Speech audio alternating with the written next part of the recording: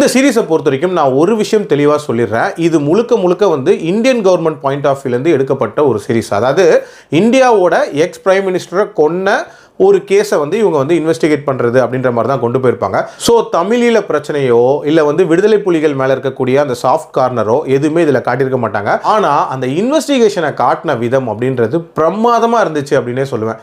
அதுலேயும் அந்த ஒருத்தரையும் எப்படி இவங்க ட்ராக் பண்ணி பிடிக்கிறாங்க அப்படின்ற அந்த காட்சிகள் எல்லாமே ரொம்ப சூப்பராக இருந்துச்சு. அதில் குறிப்பாக சொல்லணும் அப்படின்னா நளினியன் முருகன் அவங்கள ட்ராக் பண்ணுற அந்த காட்சி அப்படின்றது பிரமாதமான ஒரு காட்சியாக இருந்துச்சு.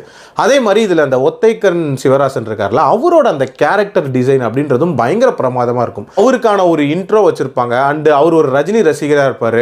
அவரை மாதிரியே ஸ்டைலாக சிகரெட் பிடிக்கிறது, இந்த மாதிரியான காட்சிகள்லாம் ரொம்ப சூப்பராகவே வச்சிருந்தாங்க. அதே மாதிரி நிறைய காட்சிகளை ஸ்டேஜ் பண்ண விதம், குறிப்பாக சொல்லணும் அப்படின்னா ஸ்டார்டிங்கில் காட்டக்கூடிய அந்த பாம் பிளாஸ்ட் இருக்குல்ல, அதோட டீடைலிங் அப்படின்றதே ரொம்ப சூப்பராக காட்டியிருப்பாங்க. அண்ட் பயங்கர பரபரப்பாக நகர்ந்த ஒரு சீரீஸ்.